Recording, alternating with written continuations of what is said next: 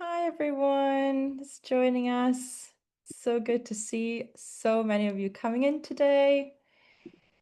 Well, we're going to kick off today with the first sort of Breakout Beauty Insider Secret session with none other than Colette Laxton from INKEY List. We're so excited for her to give us a little bit of a lowdown on how she made it. Before I kind of leave to Paul for formal introductions, I want to start off with some quick housekeeping on how we're going to be doing today's webinar. So our webinar is going to be running for 45 minutes. I will be your moderator today. So if you've got any questions in regards to the webinar, please feel free to leave in the chat. The webinar will be recorded and shared with everybody after we've ended the session. And we will make sure that at the end of this session, of which will be 45 minutes long, we will have a sort of Ask Me Anything Q&A with Colette and Paul. So for that particular part of the session, I will ask for everyone to look at the Q&A functionality down on your sidebar and pop your questions in whilst we're in conversation, and we will get to them at the end. Great. I think that's enough of housekeeping. Paul, please feel free Perfect. to introductions.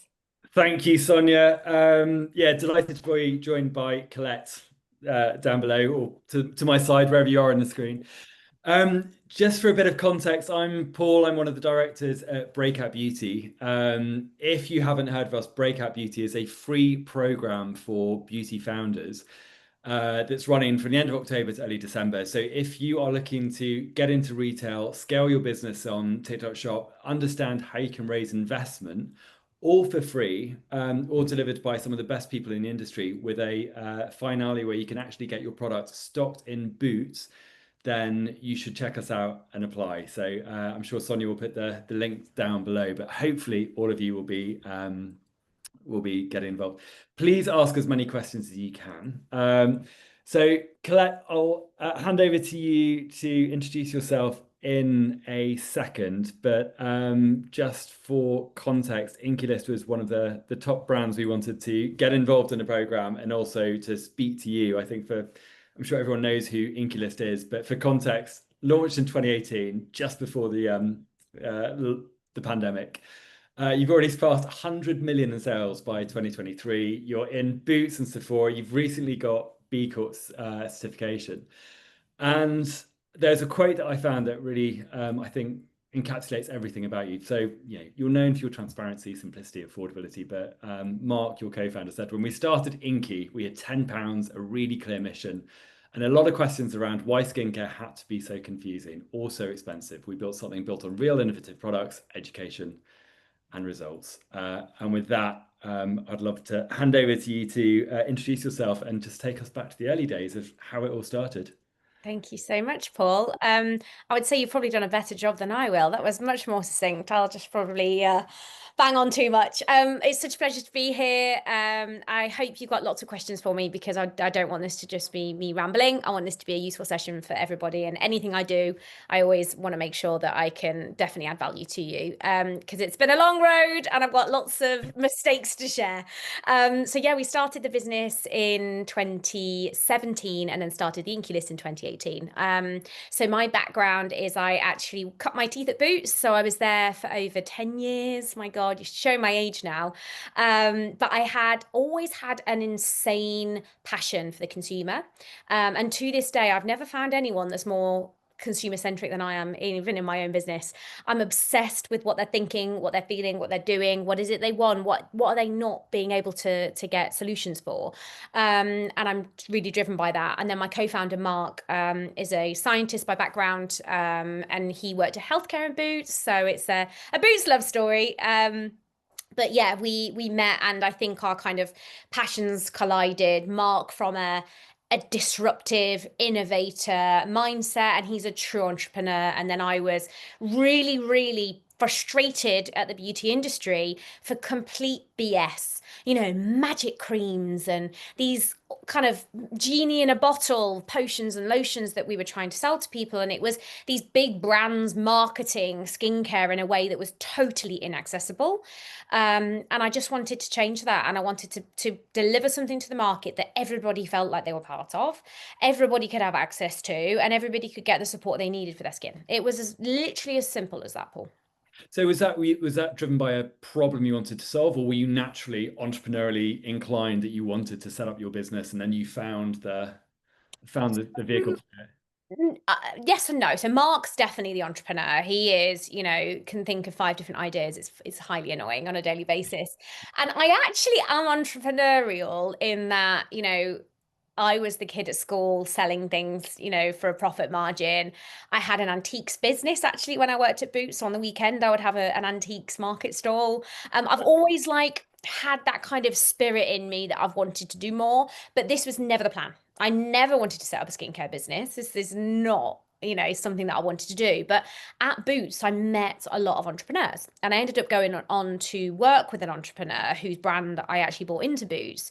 And I was just obsessed with these people that have this incredible drive to go and do something about it. Because at Boots, we all sat there and were like, that's rubbish, or, we wish they would do that. And it's like, well, we'll go and try and do it yourself, because it's daunting. And you guys, if you're starting out on your own endeavor, it's not an easy thing to do. And I was always inspired by entrepreneurs. But I think why we started the INKEY List brand specifically was there was a huge gap in the market.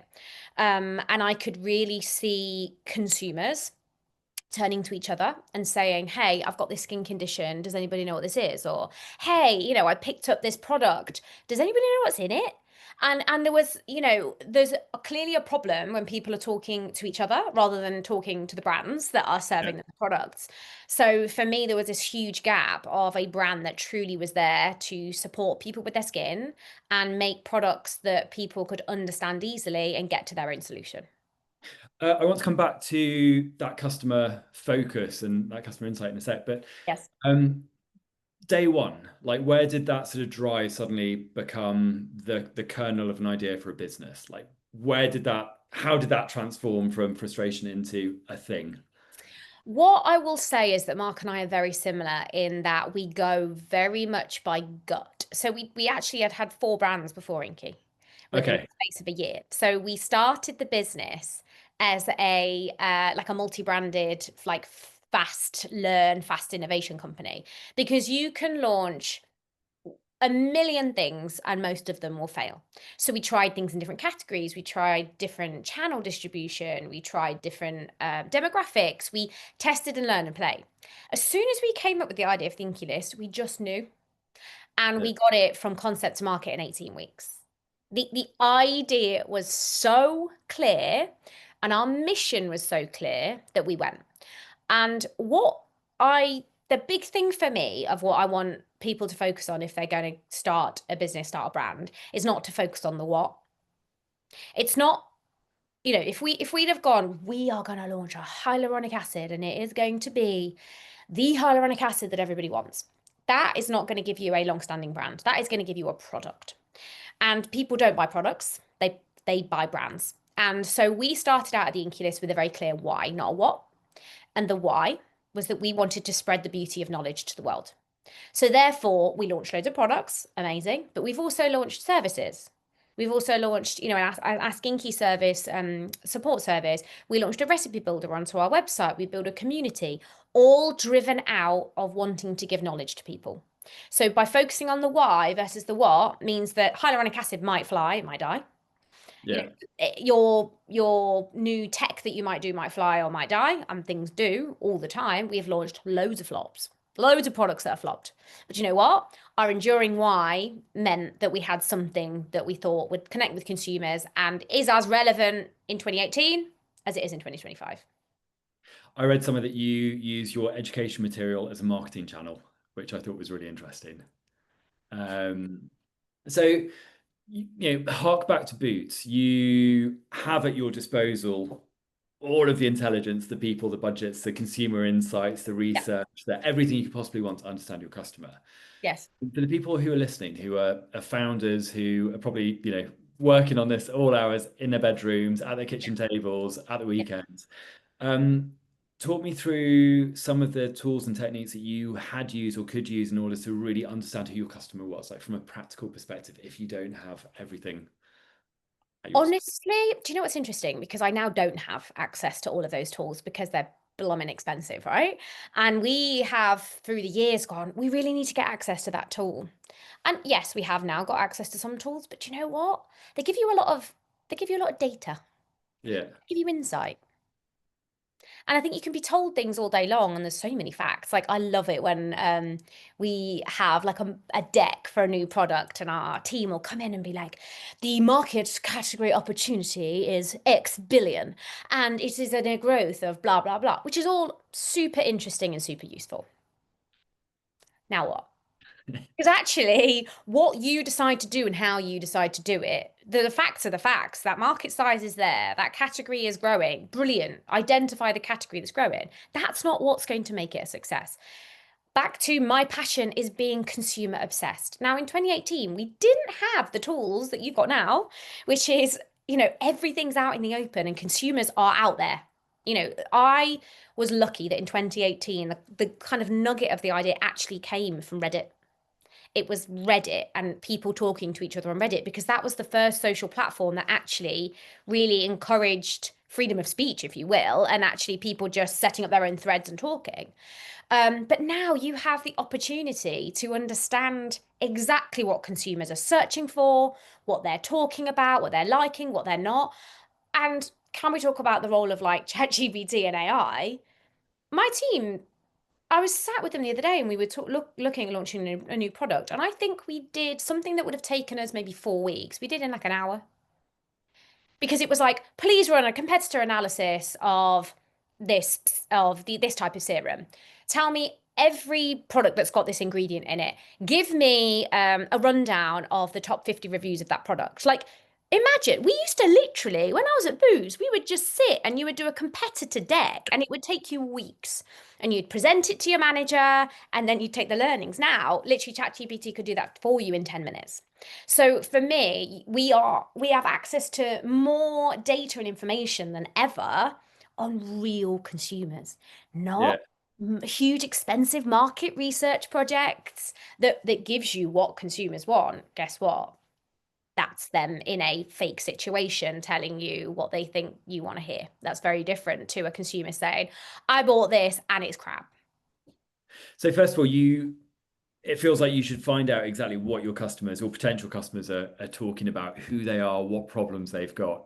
Everything, like everything about them. Like get really like obsessed with them, obsessed with what they like, what they don't like. And I would like pressure test your idea against that and almost be that customer. And I actually mentor a couple of people, and somebody's starting around now, and I mentor her. And my role that I play with her is she brings the idea and I tear it to shreds.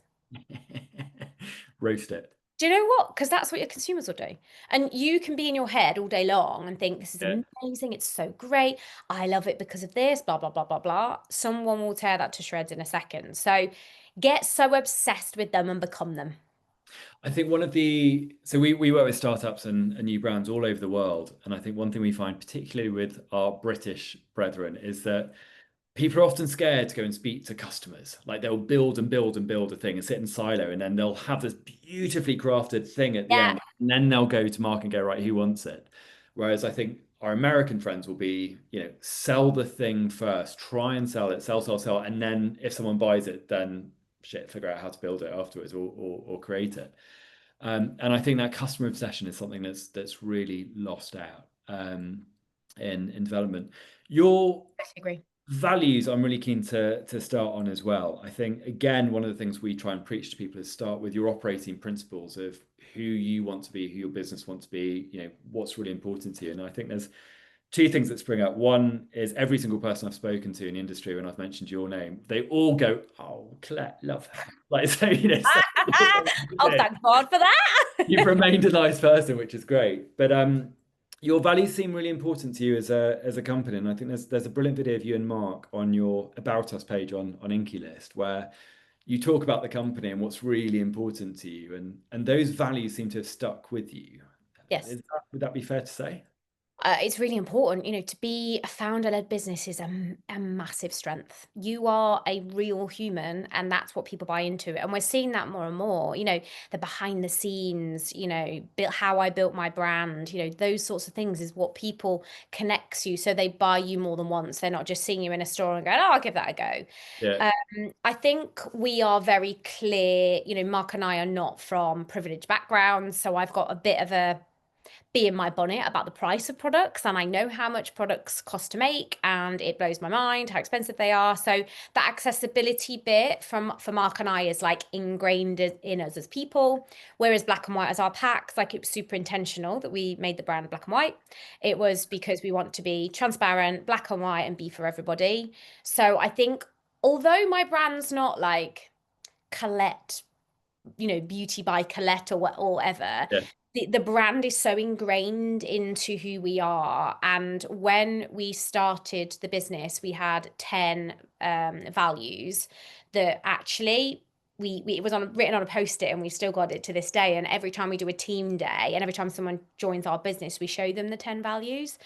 Like start at yes, fail fast, work harder, work hard, love harder. Like Yeah. who we are is within us, and I think it guides every decision that we make, to the point of becoming a B Corp. Like that was super important to us. I wouldn't recommend it Yeah. as a startup. Honestly, it nearly killed us. So proud of that we did it, but it it the reason we did the B Corp certification is you can preach all day long about how great you are, but it was that kind of external validation. We're saying, you can buy a retinol at £10 at the INKEY List, but no one compromises. You're not having to worry about the supply chain. Like if that's £10, someone somewhere is paying for that. They're Yeah. not, and that was an external validation for us. But I think our values run in everything that we do. The way we do community events, like I have heard that some like events that people do, you have to like queue up and you have to be like waited to see if you're allowed to speak to the founder. Yeah. Like I am the same person at an event as I will be that annoying person at Boots Airport at 6 a.m. when someone was looking at our cleansing balm and I was telling her all about it. So like no matter where I am me, and that guides everything we do. I have no interest in doing influencer trips. Like Fair. it's just not my vibe. I'd rather get 100 of our real customers to our office, have a chat, have a glass of wine, and talk about skincare. So on that, your first 100 customers. Obviously, you weren't new to skincare. You knew the world fairly well, but going from a corporate background to actually getting the concept out and getting your first 100 customers, how did that happen? So we went straight to retail. So I am not DTC handy. Like it's just not my background. And to this day, when we talk about CAC and ROAS and stuff, and I'm like, yeah, luckily I've got good people that know that stuff. Yeah. But yeah, Mark and I are from retail and we know retail, and I can sell ice to an Eskimo. So actually selling our brand into retail was the easiest thing to do. So we actually started with an online retailer. We pitched the brand with no formula, just a PowerPoint presentation, and convinced them that there was a gap in the market that they should fill. So our first order was a retailer order. So that breaks every textbook rule of how to start your business. So I'm going to dig into that a little bit Do you more. know what? We didn't have a website that sold products until Yeah. COVID. Because we had to. We literally, so we started the brand in September 2018, and it was April 2020 that we made our website like commerce friendly. So, the standard practice is to go into retail. It's a hard journey. You've got to show traction, customers, good reviews. You've got to try and pitch that there's a gap in the market, that there's alignment with your values and theirs. Like retail isn't easy for the other 99% of founders, I would say. How did you manage to how did you manage to get straight into retail? Because few people do. Okay, so I had a way in theory because I Yeah. knew I'd been presented to. We didn't launch into Boots though. until 18 months later, I think it was. So we started with online. I didn't want to go big. I didn't want to go big to start with. So we were like, let's test the kind of online market. The biggest piece of advice I would probably give out of the whole of this session would be to stop thinking about yourself in everything that you do. Think about what's in it for that other person. And I think where you get into their shoes. So let's like pick an online retailer. Find out what they've got going on. Where are they winning? Where are they losing? Where are they struggling? And what do they need? So finding out as much as you can about them and asking them the questions about, so tell me within this category, like, where are you going? What do you want to build? And how do you craft your story? So there you go. You know that gap we've got over there? Let's give that brand a try. Because you can sell your brand all day long and why it's amazing and how great the formulas are. But ultimately, unless it's serving a purpose for that retailer, they're not going to be interested. They only have so much space. They only have so many brands and products that they can bring in at a time. So you have got to feel valuable to them. And I think for me, that's where a lot of people go wrong, because they focus on their brand and why it's amazing versus what's in it for you. And every time I do any meeting, and even this, when I joined the session, I said, I want this to be valuable for you. I can talk 5-6 hours about how amazing INKEY is and what we've done and our journey and blah, blah, blah. Ultimately, unless you're adding value to that person that you are speaking to, they're not going to be engaged and interested. So make the retailer want you. There's a brilliant expression that's often quoted in the investment world. It's, when you're looking for investment, if you find your perfect investors, ask for advice, not investment, because asking advice will build that rapport, build that chemistry, and over time. And we have seen that with retailers as well, where people know that they're too early for retail, but actually building the relationships with the people who you will come to pitch to in sort of 6 or 12 or 18 months' time. But to go straight from, I guess, concept into retail still is bloody hard. Like, how, in terms of you don't have the traction to understand necessarily what you're going to sell, who you're going to be selling to. You obviously need capital to be able to do that. Yep. How and D2C can be brilliant, but it can also be incredibly expensive and painful and everything else. So it feels like the right way for many businesses. How would a founder, and now listening to this, how would they actually go about that specifically? So they've had the presentation, they've built rapport with the potential buyer. Sorry, they've found mutual value. What next? I think there's a million different things that you should do, but ultimately there'll be the thing that clicks of what they want at the time. But I think to your point on the traction bit, I think what was super interesting with us is didn't have much money at all to launch the brand. And we launched in a small way with an online retailer, but I hired a PR agency pre-launch. And that PR agency I am still using today, because she gave me access to all of the key journalists in the UK. And Mark and I went with, no joke, a carrier bag. Like this is like startup. We weren't in we didn't have time to do shiny like PR boxes or anything. We went with a carrier bag with our formulas, and we sat on the floor of their offices and eulogized to these journalists about this brand and how incredible the formulas were for the price and why this was going to be game changing in the market. And on the day of launch, we had 19 pieces of press coverage. And I remember because we had a bell in the office where we had good news, and that noise of that bell every time another piece of PR went live, and then it just exploded from there, because it was like everyone was going, what is going on here? Like, who is this brand? Because it was that kind of building of that noise. Now we had terrible social media, terrible. We had no reviews. We had nothing other than we built this buzz in the industry.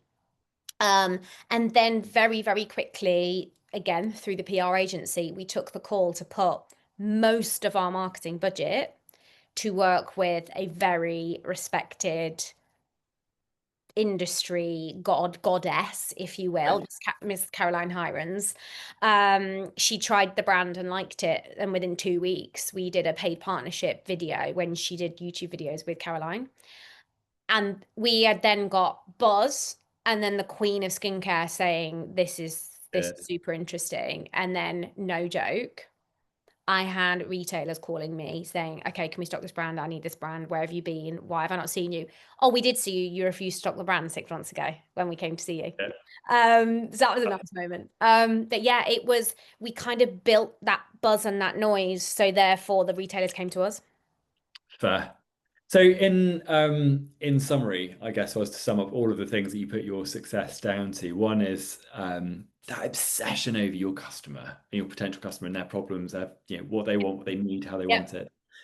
Second one would be sticking to your values, who you are as your company. I think it feels like building personal relationships throughout seems a really strong in terms of that is it in life, in business, and particularly as a founder. Build as many relationships as you possibly can and be valuable to other people continually and help people out, because you never know when you might need them. And that has been probably the one thing that has seen me. Do you know what? There's a lot of knobheads. There are. And if you can be that person that people like and want to help you, that time where you go, do you mind just trying my brand, or do you mind just sending that on to that person, or do you mind just getting me a meeting with that? The amount of emails I get from people that I haven't spoken to in 15 years. Hi, can you just introduce me to the Boots buyer? Absolutely not. Like, that's my relationship that I've built. Like, be nice and build relationships. And honestly, that has seen us more. I think that's what we hold true. That kindness is really infectious and generosity is really infectious, and give them willingly. And the other one we always use is don't be a dick, which is also quite a good value of ours. I'm getting notifications that there's lots of questions. So really quickly to sum up, quick fire questions. Top 3 tips for a founder starting their business today. Start with why, not what. Don't give up. Stay in the game. Our like mantra is stay in the game. It will get hard. You will want to fail. You will probably fail, but stay in the game. And just enjoy the ride. I wish I'd enjoyed it more. Like, I really, really wish. Like, look, when I'm talking back, like, it makes me smile, because I just, when I was in it, I was drowning. But now I'm like, wow, that was pretty wild journey. Fantastic. And then is there a standout brand or a founder that you've come across recently that just has really excited you? Do you know what? Yes. Davinia Taylor. She's just the brand Will Powders. Now she's getting some flack, I've noticed, in you know, and that's a sign that she's doing well when people start to beat you down. That's a fun moment. I love her passion, her energy. For me, she is absolutely no BS, but she truly believes in the product that she's created, and it makes you want to be part of what she's selling. My sister is obsessed with her. Really? And I feel she has that kind of cult following of people. She's got that vibe about her. So I just, as a standout, you know, watching her content and me paying my money to go and buy her things because I'm buying into her, for me, that says it all. Fantastic. Well, we'll go across some questions. I think, again, just to re-plug, for any of the founders out there, the 6-week program that we're doing for free, it's all funded by large companies, so you can get all of the value for absolutely free. We'll be covering everything from getting into retail, how to raise investment, how to fall in love with your customer, how to build value propositions, how to get money, everything. Most intensive 6 weeks you'll probably have, but hopefully get a chance to meet Colette as well in the flesh if you join. So please go on to the link, but I'm going to hand over to Sonia for any questions before I get any more messages telling me to stop speaking. Sonia. Thank you so much, Colette. It was so wonderful to hear about your journey. I think I can speak for everyone. I was just entranced on hearing everything you had to say. But with that being said, I see we've got a couple people coming with some great questions. So let's kick off with that. So let's start with Raul. And his question is, how do you differentiate yourself in a market that is growing and changing so fast, especially including new packaging, being scientifically oriented, Gen Y, etc.? I think you can get overwhelmed with all the things that you could be, and I think you need to decide what you want to be. So we don't have the best packaging. In fact, our packaging is functional only. So we spend as little money on packaging as physically possible, including it being black and white, no foil. Believe me, we have cost engineered that as much as possible because we have decided that we want to spend money on the formula inside and make it as efficacious as possible for the price. So for me, it's a choice thing. It's about deciding what you want to be and dying on your sword for why you have decided to be that. In terms of the market changing, you definitely have to be aware. So as an example, really funny one actually, when we launched the brand, the week we launched, for some reason, vegan just became like the trending thing. And it was like literally the week we launched. And so we didn't really see it coming. Now, most of our products are vegan, but we weren't ready with like, which of them are vegan, blah, blah, blah. And I remember like on one of our first social comments, it was like 70% of the comments are you vegan, are you vegan, are you vegan? Because it just suddenly became that trending thing at the time. So being very aware and being very engaged in the industry as to what's trending right now is super important. And also from a regs perspective, being ahead. So as an example, like retinol is having a moment right now. We're all having to reformulate retinol. If you're in a retailer, they have different standards, like Sephora Clean as an example, and we're having to reformulate our SPF as we speak. So it's never ending, and you have to continually evolve. I think it's deciding where you stand and being really clear on the why of those things, not trying to be something for everybody. I'll never forget, someone did on our team, in our social media team, we had a social media team age 19. She'd never had a job before, but she really got the brand. And then we brought someone else in. By the way, she's gone on to be this incredible consultant now for social media for all these US brands. I'm so proud of her, honestly. And she worked at an electric company, like never done anything before, and she was amazing. Anyway, she brought in an intern, and they were like, "Ooh, we're gonna put bunnies on the channel because it's Easter." And I was like, "No." They were like, "Well, memes are really trending at the minute." I was like, "No." So, and all our competitors were doing like cute, funny memes because memes just was suddenly a thing. And I was like, that's not our brand. So be really clear. Don't look around too much at what everyone else is doing. Otherwise, you'll just lose who you are. Sorry, that was very long. No, I was gonna say I love that because at the same time you need to stay on top of trends, but you don't want to lose yourself in the middle of it. So Do you I know think what? that's It's great. really tough, and we have done it a few times. We suddenly went really like colorful on our VM because the retailers were like, you need to be colorful, and we were like, let's bring purple in. And I look back and I'm like, but it's hard. It's hard not to like Yeah. be swayed. Think there's a really interesting power dynamic with smaller brands and investors and retailers where you feel you can't say no Yes. because you're going up, and actually it's really difficult, but oftentimes it's not as difficult as it is when you finally get there. The power of saying no is hugely underrated. Oh, it really is. I struggle with it even today.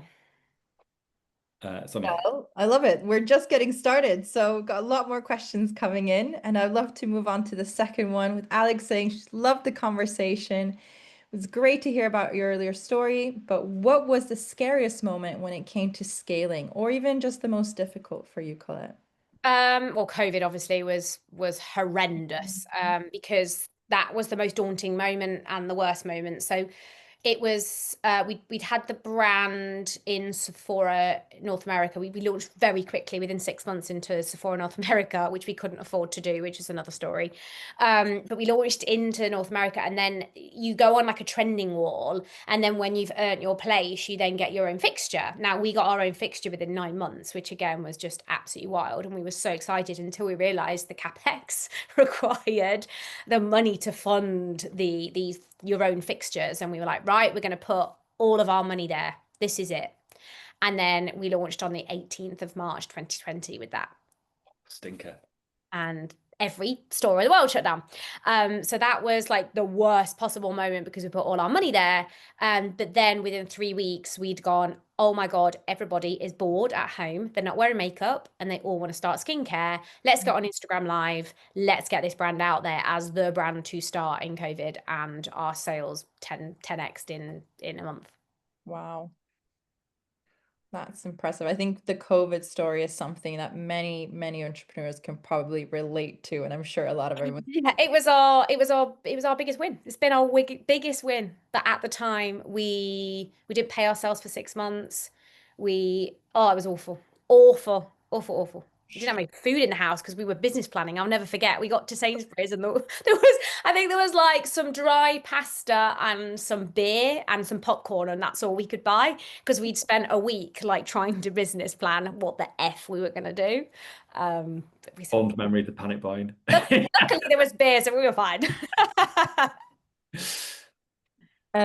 Great. Well, I mean, staying into the topic of challenges, we've got another question that asks, if your first order was retail, how did you manage with working capital? He's saying usually it's more difficult doing it this way, especially if you don't have the funding. Yeah, so we got funding before we launched the brand. Like I said, we had 4 brands into the market ahead, but we actually got funding through Unilever Ventures funding, and they found us from a press article from our PR agency. The Guardian did an article saying, you know, the new beauty entrepreneurs, like watch out, kind of article about Mark and I briefed the PR to do that. To get our names out there, not just the products and the brands out there. So then they contacted us and said, oh, we're interested to talk to you. So we managed to get an incredible amount of funding before we even launched the brand. So yeah, it's tough though. It would be tough to go into retail. The first retailer that was going to launch, which I didn't mention earlier, placed a PO and then cancelled it Oh, 4 weeks before we launched. Luckily managed to get another retailer on board, but yeah, retail is tricky. Not only do you have to be able to fund the stock to go into retail at you know a decent quantity, but then they also have these things called payment terms. So they also don't pay you for 30, 60, 90 days. So then you have to wait for the money to come back. So it's super tough in retail. Unless you can negotiate a deal with them to think differently about the way that they help you fund your business. Because yeah, cash flow is the worst when you're starting up, and even to today is Cash flow and unit economics, but I think also to hark back to your shared value of what you and the retailer bring to the relationship. I think if you can think really intelligently and creatively about what are the benefits your brand brings to that retailer, if it's, you know, helping with positioning a new category, different types of buyers, what the PR or innovation story is, it gives you stronger power to try and negotiate. It doesn't always work, but sometimes if you think about how you can strengthen your 100%. 100%. And this is where something like Breakout Beauty can really help, because we didn't know that you could even negotiate effectively. You know, that you don't know when you think you're this little brand, you don't think you have got the power. Whereas actually, if you are servicing a gap for them, or you've got a following, or you've got something that they want, you know, that is as a way to help negotiate. But it's tough. Working capital, well, we cover that as one of the sessions in Breakout Beauty Plug. Can I join that? I still don't think we've cracked it. But no, I think, yeah, growth capital, working capital, different types of debt, payment terms, forecasting, all the stuff that you don't think about when you're building like your beautiful, incredible baby, and then suddenly you get to that ceiling and you want to scale into retail. That's what the program is basically built for. It's like, how the hell do I get to the next stage? All the stuff they don't tell you when you're trying to build a business. Indeed. well, that falls really well into our next question, which, Paul, is a little bit more about the program. And this is a question coming from Lauren and asking, what about if you don't have 150K sales? Is there any programs we could look at? Yeah, of course. So look, we're looking for people to come into the program that have got evidence of traction and evidence of appetite. There's a few different parameters that we're looking at. So are you in revenue? Are you in retail? What's your founder story? What's your why? What are you doing online? And we're looking at all of these holistically. So ideally, that 100, 150,000 is a really good threshold because it shows to us you've got some indicators of product market fit. If you're smaller than that, that's fine. If you're much bigger than that, that's fine. We're looking at that just as one of the guidelines. I think what we wanted to try and avoid is people applying for the program who have an idea or a concept and, you know, maybe a few sales. We're looking at each application in detail with a whole panel of like beauty experts from retail, investment, from the British Beauty Council. So lots of different people looking at things. We're looking for founders essentially that have got that special sauce, that have got something special, that have got some proven traction. So if that's not you, that's fine. I would still say apply. If you've got any questions, you can reach out to us or any of the team. I think if you've got any doubt, it's better for us, although it takes about 10 minutes to apply, it's better if we've got your details, because all of your details will be reviewed by TikTok Shop, Boots, Denrex, lots of different people, and you never know where those opportunities might go. But if it's not this program, hopefully we'll have the program next year. We're going to be doing lots of other stuff because we've got fantastic people that want to be involved in the program, and we've got too much content for just 6 weeks. So apply. But if you've got any questions, just reach out. Amazing. Thanks, Paul. Really long answer. No, I think it's necessary to know for the program. Absolutely. Okay, now moving on, Colette, I'm going to direct back to you to your next question, which you mentioned about not doing the influencer stuff. Question is, why is that out of interest? So there is definitely a place for influencer. What I am not interested in is fake influencer trips. So taking, 5 people to some fancy destination or a concert that's completely unrelated to your brand. You watch me take someone to a concert now. You can quote me. I just, something that isn't meaningful to the brand and that basically buys them to pay, but buys them to talk about your brand. I would rather do paid partnerships with influencers that genuinely love the brand. We tend to work with people that have an affinity to education or have an affinity to a specific product of ours. There's a huge role for influencer. I think it's very different from when we started. I think macro influencers, you could work with a couple and then, that would get your brand out there. Whereas now it's a myriad of, from your customer and community right through to macros. It's no one's understanding what's going on actually at the minute. But what I will say is I prefer authentic relationships with influencers versus, going on an influencer brand trip, because I feel like as a brand that's accessible, that's not realistic to my audience. Oh, good, I get to see somebody using the INKEY List on a beach. Well, I can't go onto that beach. Like, it doesn't connect to me. That's just my personal preference. And I think getting influencers or people that have influence when they're early as well builds that really authentic relationship with the brand that lasts for years and years and years. You know what, Paul? I am still the one DMing people now. Of all, I've got 130 people on my team, but I am still in people's DMs when I'm building relationships because it is best coming from me. I've got a question, but I think the others might be more interesting. So I'm just going to point out, I have a feeling we're going to go a little over time.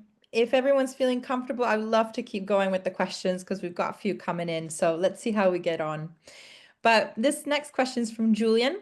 They're the founder of Yendi Skin, and they've created a pioneering formulation that merge African superfoods with popular and trending activities. So the question is, given your retail first experience, Colette, how would you advise a DTC brand to approach retailer conversations so that we're seen as a serious partner and not just any other indie brand? So I think it's firstly a positioning thing, making sure they understand what is your position and why is it consumers are going to love your brand specifically.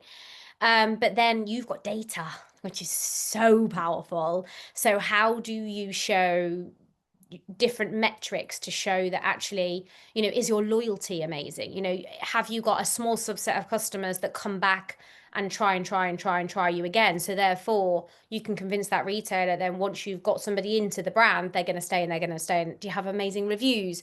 Use what you've got from DTC to package it up to show the potential. Look how amazing this is. Imagine 10xing that in retail, how great that can be. You have metrics, which is super exciting. You've got proof of concept that people are buying your product. You've now got to package it up in a way that's going to excite the retailer to say, I want a bit of that action before anyone else does. You've got a whole community as well that sometimes retailers can't reach. So you go into Boots or Superdrug or Sephora, and each of their brands are all fighting to be on the shelf. But actually, if you've got, if you give them access to customers, they wouldn't access to customers they wouldn't ordinarily be able to access. That's really exciting for them. And with Boots, who's the headline partner for the program, what they're looking for is to find these new brands and to nurture them into being, a 20, 50, 100 million pound brand in the next few years. And so the relationship that they're looking for, the brands that come through the program, is quite different. And I think going in and looking at that long-term relationship with a retailer can also be really important. So it's not just how do I get my thing into shelf now, but actually what could we do together over the next 3 or 5 years? Because that's can be exciting for them. That's a really good point, Paul, because actually we get measured on how many new customers we bring in. As a brand, how many new customers do we bring into the retailer? So that's super exciting. Colette, how much more time have you got as well? I'm sure we could probably. Okay, cool. You did warn me this might happen, so I'm good. Yeah, this happens in our sessions, but that's just because everyone keeps coming in with some really insightful stuff.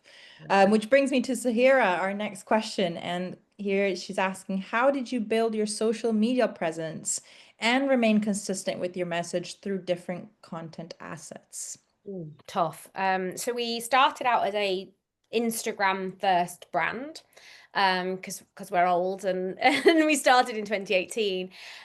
What I would say is, again, who are you as a brand? What is your superpower? I say this to our team all the time. Like, what is your superpower? What is it that only you can do? And then you need to marry that to the channel that you're trying to deliver on. So on Instagram, as an example, when we launched, it was amazing because long form content was just singing. Now, as a brand that's about knowledge, that was perfect for us because you could effectively, I call it peel the onion. You could start out really simply with like, what do I need for my skin? And then the long form content meant that you could kind of take someone on that educational journey, peeling the onion a little bit at a time, not overwhelming them, but kind of getting them to understand more and more and more. And that was our strategy with Instagram. And then TikTok came along early 2020 and we went, oh my God, how are we going to do this in 3 seconds? And we then had to pivot and say, okay, so how do you take a knowledge-led brand and give it to people in a way that's interesting to them? And that's where this sort of entertainment but knowledge kind of linked together. And it's like, how do you be super snappy with it? How do you give people not the why but the what really quickly? So for me it was about still being who we are but kind of working out channel wise how that works, because you couldn't put Instagram content onto TikTok, it just wouldn't work. So get in depth on each channel and work out, again, ChatGPT, like there's so much out there and so much knowledge now around like, this is my brand, like tell me how I would give this message on these 3 different channels. Like it's there to help you, but make sure you keep it true to who you are, otherwise you will just become a sea of noise. And the other thing I would say is consistency. Just make sure that you are absolutely, anytime someone is seeing you, and by the way, they're not looking at your profile page, like our team are obsessed. All the grid doesn't look very good. No one's finding you like that. Like people are finding just random posts of yours. So the more consistent you can be, it's like, oh yeah, that's that brand again. Oh yeah, I keep seeing that. That more consistently people will see you on that channel, the better. And you probably only have, I guess, small audiences or people talking about you, not you, Colette, just everybody else on here.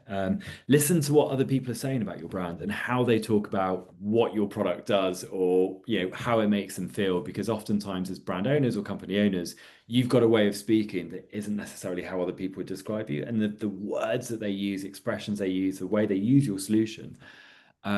Is oftentimes there's gold and insight in there that gets overlooked. 100%, Paul. You know what, we used to talk about hyperpigmentation a lot as a brand when we were educating, and then from our Ask INKEY service, we were finding that people were coming to us and saying, I've got these dark spots. Yeah. Actually, we then started communicating to talk about dark spots because people weren't talking in the language of hyperpigmentation. So it's again like just learning, what is the narrative that they're using? How are they explaining their skin, or the way that they're talking about that lipstick or that fragrance? Getting out of the marketing BS and talking in a way that your consumer is going to understand and connect to. That's an amazing point, Paul. Oh, I think I love that the way you said it, where if the wording people are using, that's exactly how you're going to connect to them. It's great. Well, moving on then to the next question. I really would love to see how far we can go. And this is coming from Lucian. She's asking, how did you convince an investor to see you as a competent leader before your product has launched? So I'm guessing this is to do with the funding. Honestly, fake it till you make it. I would say they're not buying into you as a leader. They know you've never done this before. Like they are buying into your energy, passion, your why. They're seeing something in you as a founder. They are there to support you. They don't just give you money. And finding an investor is not just about finding someone that will give you the funding. It's about understanding what support it is you need. So if you're amazing on the chemistry side, you've got all your labs, like you're feeling great about the product, but you really struggle with the business side of it. You're really struggling how to build your P&L, et cetera, et cetera. Be upfront about that and just be like, this is where I'm going to win. This is where I'm really comfortable and excited. This is where I'm going to need support. That's not a failure, but also from a leadership perspective specifically, I fake it till I make it every single day. And from day one, like, I can do this. Of course I can do this. Show resilience and show that, no matter what comes at you, you're going to get through it as a leader. But you don't have to have done it before, because otherwise you wouldn't be a startup founder. Yeah, and with every single bit of research out there, the number one thing that investors and early stage businesses look for and influences their decision beyond everything else is the founder. It's not the product, it's not the deck, it's not the financials, because all of that changes and pivots and evolves. It is the founder. And we've got some amazing investors on Breakout Beauty. I love the transitions, Paul. Okay, moving on to Sapphire. So Boots veteran here. I remember when you guys launched, so Colette with INKEY List, the buzz was palpable. What was behind the decision to move into hair care? That was Mark getting overexcited. Honestly, do you want a fun story? He's absolutely rogue. I said no because I said I really wanted to land our mission in skincare. Now, do I think hair care is right for us? Do I think body care is right for us? Our role is to simplify a confusing category and give people the knowledge they need. So that can apply. And I hope in the future, we're going to be a billion-dollar brand in multiple categories because we're providing the same role. And I love that our brand can transcend categories, and I hope can transcend the rest of the world. However, when you are young, you do need to focus, because if you try and do too many things, then you're splitting your resource, you're splitting your marketing budget. However, Mark had other ideas, and we went to a retailer meeting and presented our NPD pipeline for the next year, and didn't tell me, and presented hair care to them in the meeting. So Zaffa, it was Mark, and I was fuming. But they were so excited, and they actually, it was Cult Beauty, and they co-created the hair care line with us. And you're still friends. We're married, so yeah. That was a great story. Thank you for that. Actually, sorry, on that, because that's, we've worked with a few founders that are married in relationships. How does that work? Because building a business is really tough. Building a relationship is really tough. When you do them together, it's got every recipe to go horribly wrong. And yet Here we are 7 years later. I would say there's a level of respect there. Like, do I like the way he does things? Does he like the way I do things? Maybe not, but there's such a mutual respect, and say there's a same goal. And I think if you're striving for that same goal, you can withstand most things. I have thrown laptops at him multiple times, mainly in COVID, because we were literally trapped working and living together. But there's a respect. He's a genius, and he's a nightmare, but he's a genius, and I have to respect the process there. And also having a co-founder or a trusted person with you when you are at the depths of despair, which, spoiler alert, you will be at multiple times, or even celebrating your successes. It's actually amazing to do it with that person. Yeah, and I think celebrate the small successes would be one bit of advice I would give. The first sort of Shopify ding when an order comes in, or your first bit of PR, or the first good review, like anything, just take the win. Please take the win. Like, I remember going to Sephora and buying product, and Mark was like, "What are you doing?" I was like, "It's important to me to go in and buy my product in the store and have that moment."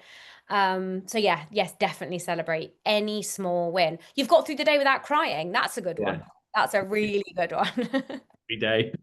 Um, I'm conscious of time, Sonia. Should we do Yeah, I was going to do say questions and then I wrap would up? love I'm to. really bad at answering quickly. I'm so sorry. I we could have done 10 more questions. I'm sorry. No, not at all. I think we'll give it another 5 minutes just to close up, maybe last two questions, and then we can close off everything. I'll go quick. This is just, I'm going down to a sequence here is, Colette, when you're just starting out with limited resources, how do you decide between starting with a smaller independent chemist or a more established lab with more experience? That's an interesting one. It is, and I would say it absolutely depends on your situation. We had a connect, and then there was a little bit of trust there, so we went with a more established lab. However, they weren't necessarily established in the category that they were in, so we knew that they were a secure partner, and could scale. But we kind of went on a bit of a journey with them in terms of skincare. But I would say that it's definitely dependent on your situation. That's so unhelpful. I'm sorry. I don't know if you've got anything to add there, Paul. No, I just speak to people. Again, I think people, founders particularly, 99.9% of the time, they're lovely and they're happy to share their experiences. So I would speak to retailers, speak to people in the industry, speak to other founders that may have used those labs or not, and get a view as to, what the perception would be of going with established or not established, what the implications are in terms of certifications or things of quality. When you start small, you can't afford big orders, your costs will be higher. As you get more traction, those costs will go down. You can then go to alternative production things. So speak to people that have done it before. I think in our experience in the beauty world, everyone's kind of generous with their feedback and their help and their support. So speak to people a year ahead of you. Great. Well, I would love to close off with one last question. And I think this question is a great way to wrap it up. And the question is for Colette, what does a normal day, and you can define normal, look like for you? So more questions about around mindset and what allows you to have peace while running a business. What time do you value and why? Wow, it's a big one. There is no such thing as a normal day. I sleep in my own bed about 5 nights a month. I am wherever I need to be to grow the business, and I will really never say no to anything unless I physically can't do it. So I kind of like the last 8 years have flown by because I honestly can't keep up with what's going on, and I think that's what keeps me excited. And I'm as excited today as I was 8 years ago because I'm on this incredible journey. I'm learning every day. I'm meeting new people. I'm getting new experiences. The word peace, I'm just going to be honest with you, never going to happen, because the business gets bigger, the problems get bigger. I have not slept in 8 years, genuinely. There's no such thing as peace. I was telling Paul, I had 7 days off for my honeymoon last week. It's the first 7 days off I've had in 8 years. Genuinely. And I would say you need to find the things that will keep you sane on a daily basis, and they're different for everybody. Mark gets up at 5 every morning and works out. I can't think of anything worse. So that keeps him steady and sane. And he will do no work until 8 a.m. He is very strict. Whereas I am on my phone emailing at 7 in the morning with one eye open, which is wholly Yeah. unhealthy. However, I know to function, I need sleep. So just find out what are the things that are really important to you and that aren't your non-negotiables. Do I get enough sleep? No. But do I prioritize sleep? Yes, because otherwise I will combust. But peace. They say the right business or industry for peace. One day when I've sold them and I'm on an island, that'll be peace. I think so. I'll probably be bored though, Paul. Come Yeah, I on. was just about to say, I imagine like within like 3 weeks, you're going to have like some sand exfoliator product or something, a business coming out of that. No, this was, I feel like I could keep on talking to you for hours and hours. Thank you so much for all of your time and all of your insight. I think we're going to be sharing a video on YouTube and we'll send a link out. Where can people find you? Where can people hunt you down? You're obviously on TikTok. Oh, I'm just launched onto TikTok. I'm terrible at it, so bear with me. I'm an old person on TikTok. biggest piece of advice I'd give to all of you, and I wish I'd done it, is like follow the journey and do that kind of open kimono, come with me while I'm building my brand. The brands that are doing it right now, is it Salt? Have you seen as obsessed with them? Like they are showing every bit of their brand. Like, yes, anyway, find me on TikTok if you dare. I think it's Colette.Laxton, or in my home ground of Instagram, which is Colette.the List. But yeah, come chat to me. I'm an open book. I was talking to some people of the same age I was over the weekend of like, why do people film themselves crying on TikTok? Like, what? Oh, Paul, that's my post tonight. But no, seriously, thank you very much for your time. It's been an absolute pleasure. We'll share the link with everyone. I won't plug Breakout Beauty again. I think I've done it at least 34 times in the past hour. But it sounds amazing. I kind of wish I could get involved. Let me know. We'd love you to be involved in as many ways as possible. We might not let you go. So I'll but yeah, we're absolutely trying to get our hooks into you to come and meet the cohort, come be involved, and hopefully do more of these sessions. So love it. Well, thank you all so much for joining. I hope it was useful, and good luck. You've got this. perfect. Thank you. Take care, everyone. Bye.